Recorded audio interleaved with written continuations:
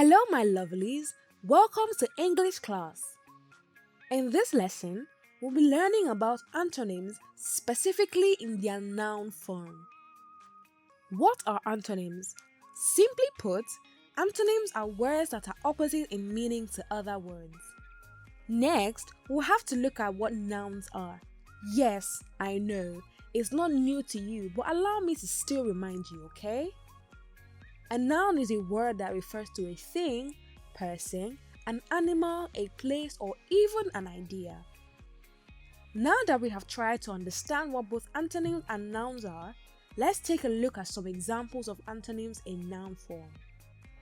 Noun, antonyms: day, night, part, whole, front, back, top, bottom, giver, taker, child, adult, sender, receiver, happiness, sadness, heat, cold, lion, lioness, sister, brother, beauty, ugliness, love, hatred, upstairs, downstairs, north, south, liquid, solid, giant, dwarf.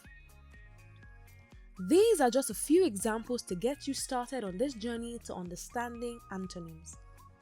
With this, we've come to the end of today's lesson. Can't wait to continue this discussion on antonyms in our next class.